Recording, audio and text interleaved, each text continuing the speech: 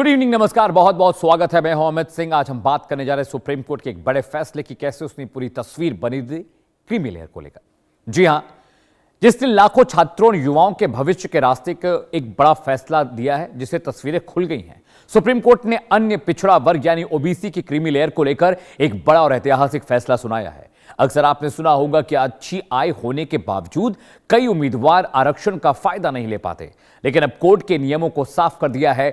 आज हम आसान भाषा में समझेंगे कि आखिर सुप्रीम कोर्ट ने परिभाषा में क्या तब्दीलियां की और अब कैसे तय होगा कि किसे आरक्षण मिलेगा और किसे नहीं। चलिए इस पूरे मामले को स्टेप बाय स्टेप आपको ग्राफिक्स के जरिए समझाने और बताने की कोशिश करते हैं। बहुत क्रूशियल है ये फैसला, ये मैंडेट, जिसे हर भारतीय को जानने का हक भी है और उसका जानना जरूरी भी है। क्या है पूरा मामला? सबसे पहले डिटेल आपको ये बता दें कि आखिर ये पूरा मामला क्या है, जिसके बारे में आज ये चर्चा करनी पड़ रही है। आज अपने दर्शकों को इस चीज से वाकिफ कराना पड़ रहा है। ग्राफिक के जरिए आपको एक एक चीज बताएंगे और समझाएंगे कि आखिरकार कैसे सुप्रीम कोर्ट ने क्रीमी लेयर को लेकर जो फैसला सुनाया है वो बहुत अहम है। जी हाँ, दिल्ली सुप्रीम कोर्ट ने फैसलों पर सुप्रीम कोर्ट की मुहर लगी है। यूपीएससी सिविल सेवा परीक्षा के उम्मीदवारों की पात्रता की जांच की गई है। जी हां, नॉन क्रीमी लेयर के लाभ को लेकर उपजा ये विवाद। अब सुप्रीम कोर्ट ने स्पष्ट किया कि क्रीमी लेयर की नई और सटीक परिभाषा क्या होगी। जी हां, मद्रास, केरल और दिल्ली हाईकोर्ट के फैसलों पर सुप्रीम कोर्ट ने मुहर लगाई है। यूपीएससी सिविल सेवा परीक्षा के उम्मीदवारों की पात्रता की जांच की गई थी और उस जांच में कई सारे कंक्लूजन निकल कर आए हैं जो बहुत जरूरी है। यूपीएससी सिविल सेवा परीक्षा के उम्मीदवारों की पात्रता को लेकर अब ये लगातार जो विवाद चल रहा था वो खत्म हो गया है। नॉन क्रीमी लेयर के लाभ को लेकर ये विवाद उपजा था कि किसे फायदा मिले, किसे फायदा ना मिले, क्रीमी लेयर क्या है, क्रीमी लेयर में कौन कौन से लोग नहीं आते।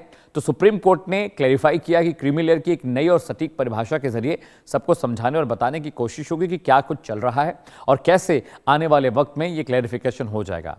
पूरा मामला आपको बता दिया, लेकिन आगे समझिए।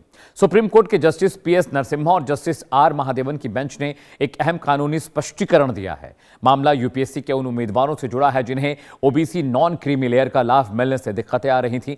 दरअसल अब तक कई मामलों में केवल परिवार की कुल आय को देखकर यह तय कर दिया जाता था कि उम्मीदवार क्रीमी लेयर में है या नहीं, लेकिन कोर्ट ने अब क्लैरिफाई किया, स्पष्ट कर दिया है कि आरक्षण का उद्देश्य सामाजिक न्याय है, न कि केवल आर्थिक संतुलन। इस फैसले के बाद उन उम्मीदवारों के लिए भी रास्ते खुल गए हैं जो पहले सिर्फ तकनीकी वजहों से आरक्षण के दायरे से बाहर हो गए थे। अगले ग्राफिक्स पर आते हैं, ये डिटेल समझिए, बहुत क्रूशियल है। क्या है क्रीमी लेयर और 8 लाख की आय वाला जो नियम है, कि 8 लाख की अर्निंग वाला जो नियम है वो क्या है, वो आपको बताने जा रहे हैं। ओबीसी को शिक्षा और नौकरी में मिलता है अभी तक 27% आरक्षण केवल नॉन क्रीमी लेयर के लिए तय किया गया था। जी हाँ, ये बहुत इंपॉर्टेंट है। 27% आरक्षण था, नॉन क्रीमी लेयर के लिए आरक्षण तय किया गया था। मौजूदा नियम कहता है कि 8 लाख रुपए तक की जो सालाना पारिवारिक आय है उससे कम या उस आय तक के लोगों को ही क्रीमी लेयर में शामिल किया जाएगा। 8 लाख से ज्यादा अगर आपके परिवार की आय है तो आप क्रीमी लेयर माने जाएंगे, यानी सालाना आय अगर 8 लाख से कम है तो आप क्रीमी लेयर के दायरे में नहीं आते हैं, लेकिन आपकी सालाना आय अगर 8 लाख रुपए से ज्यादा है तो आप क्रीमी लेयर का हिस्सा हैं।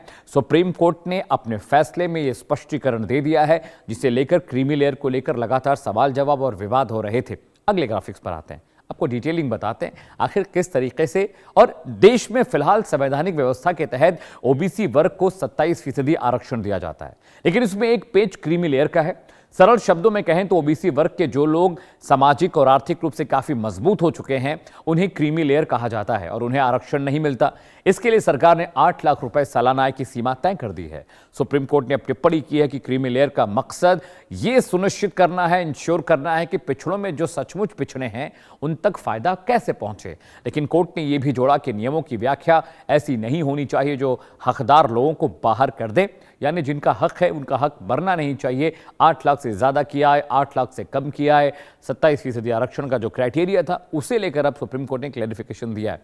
अगले कंटेंट पर आते हैं, आपको बताते हुए समझाते हैं कि आय नहीं स्टेटस होगा पैमाना। कैसे, ये बहुत क्रूशियल है और ये आपके लिए समझना बहुत जरूरी है। जी आपको समझाने जा रहे हैं, सिर्फ इनकम के आधार पर तय नहीं होगा क्रीमी लेयर कौन है। माता पिता के पद, स्टेटस, पोस्ट, ओहदा, ये भी बहुत महत्वपूर्ण हो जाएगा, इसे प्राथमिकता दी जाएगी। सरकारी कर्मचारियों की तरह ही प्राइवेट सेक्टर के लिए भी खास नियम बनेंगे।